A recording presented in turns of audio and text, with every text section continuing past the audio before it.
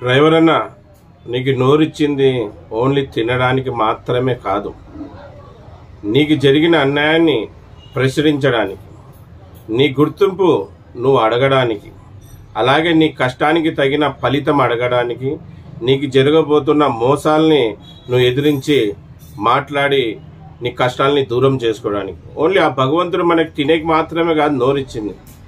నువ్వు తిరగబడాలి, నువ్వు నీ హక్కు అడగాలి, నీ కోసం నువ్వు మాట్లాడగలగాలి. ఎందుకంటే ఈరోజు సమాజంలో నువ్వు ఎంతో గొప్ప వ్యక్తివి డ్రైవర్ అన్న. ఈరోజు నువ్వు మాట్లాడలేని కారణంగా నిన్ను ప్రతి ఒక్కరు వాడుకుంటున్నారు, నిన్ను మోసం చేస్తున్నారు. నువ్వు తిరగబడు, తిరిగి నిలబడు, నీ హక్కు నువ్వు అడుగు, నీ గుర్తింపు నువ్వు అడుగు. ఎందుకు మాట్లాడలేకపోతున్నావు? అందరికంటే పద్ధతిగా, గౌరవంగా, హుందాగా మాట్లాడే వ్యక్తి సమాజంలో ఎవరైనా ఉన్నారంటే అది ఒక డ్రైవరే. ఒకరికి విలువ ఇచ్చి మాట్లాడేది కూడా ఎవరంటే అది ఒక డ్రైవరే. అటువంటి గొప్ప వ్యక్తివి నువ్వు మూగవాడిలాగా ఉండిపోయినావు అనుకుంటే ఉన్నావంటే సమాజం నిన్ను ఎప్పటికీ గుర్తించదు. ఇలాగే సూటిపోటి మాటలతో నిన్ను ఇబ్బంది పెడతానే ఉంటారు. కనుక నువ్వు నీ హక్కు కోసం నువ్వు మాట్లాడు. ఈ నోరు మనకి దేవుడు ఇచ్చింది తినడానికి మాత్రమే కాదు, మనని ఇబ్బంది పెట్టినలా అంతు చూసేకి, వాళ్ళని ప్రశ్నించేకి, వాళ్ళని నిలదీసేకి కూడా అనే మాటని గుర్తుపెట్టుకో డ్రైవర్ అన్న.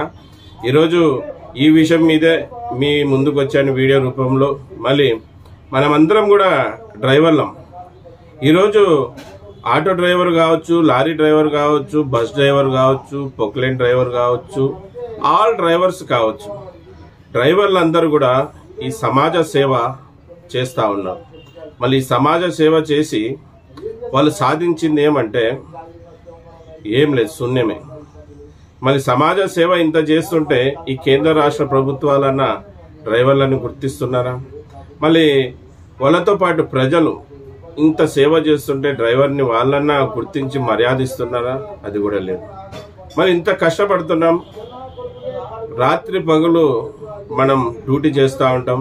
మళ్ళీ ఇంత కష్టపడైనా మన భార్య పిల్లల్ని, మన తల్లిదండ్రుల్ని బాగా చూసుకుంటున్నామంటే అది కూడా లేదు. వృధాగా కష్టపడుతున్నాం. ఈ దేశ పౌరుడుగా నీ బాధ్యతను పూర్తి చేస్తున్నావు, కానీ నీ శ్రమకు తగిన ఫలితం నీకు దొరకడం లేదు, నీకు గుర్తింపు రావడం లేదు. కనుక చెప్పేది ఒకటే, ఈ వీడియో సారాంశం, నువ్వు మాట్లాడాలి, అలాగే నువ్వు నిలబడాలి. నీకు జరిగేబోయే నష్టాలని, నీకు జరిగిన నష్టాలని నువ్వు ఎదిరించి మాట్లాడి ప్రాబ్లం సాల్వ్ చేసుకోవాలి. అలాగే ప్రతి డ్రైవర్ అన్న ఒక సంఘంగా ఏర్పడాలి, ఒక యూనిట్గా ఉండాలి, యూనియన్లో చేరాలి. మీ ప్రాంతంలో మంచి డ్రైవర్లకు మంచి చేసే యూనియన్ ఏది ఉందో తెలుసుకొని ఆ యూనియన్లో చేరండి.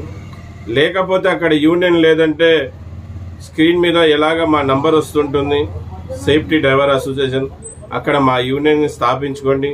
నిరంతరం డ్రైవర్ల కోసం, డ్రైవర్ అన్న గెలుపు కోసం, డ్రైవర్ అన్న గుర్తింపు కోసం, డ్రైవర్ అన్న కుటుంబాలలో ఆనందం తెచ్చే కోసం నిరంతరం పోరాడుతూ ఉంటుంది సేఫ్టీ డ్రైవర్ అసోసియేషన్. మళ్ళీ చేరండి అన్న. ఇంకా మనం చాలా ఆలస్యం చేసాం, ఇంకా ఆలస్యం అవసరం లేదు. త్వరగా మనం అందరం డ్రైవర్లందరం, ఆల్ డ్రైవర్స్ అందరం యూనిట్ అయిదాం. మన హక్కు కోసం, మన గుర్తింపు కోసం, మన మర్యాద కోసం, మన కుటుంబాల బాగు కోసం, మన తల్లిదండ్రుల కోసం మనం అందరం యూనిట్ అయిదాం. మన గుర్తింపు మనమే తెచ్చుకోవాలి, మన పోరాటం మనమే చేసుకోవాలి. లేకుంటే మనకి ఎవరు గుర్తించరు, ఎవరు మర్యాద ఇవ్వరు.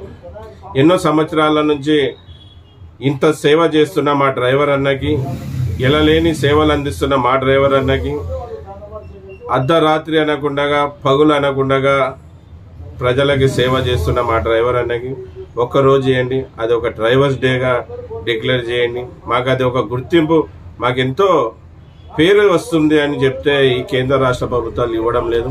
కనుక మనం ఒక్కటైతేనే కదా, మనం బలంగా ఉంటేనే కదా, మనం యూనిట్గా ఉంటేనే కదా ఏదన్నా మనం సాధించుకోగలుగుతాం. కనుక సోదరులారా, అందరు యూనిట్గా అండి, యూనియన్గా చేరండి. యూనియన్గా చేరి సంఘాన్ని బలపరచండి, మీరు బలపడండి. మళ్ళీ నా పేరు ఎస్ అన్వర్ బాషా, నేను ఒక డ్రైవర్ని, అలాగే సేఫ్టీ డ్రైవర్ అసోసియేషన్కి ఫౌండర్, ప్రెసిడెంట్ అన్న. అందరికీ నమస్తే, సలాం అలైకుం, జై భీమ్, జై హింద్, జై డ్రైవర్, జై డ్రైవర్.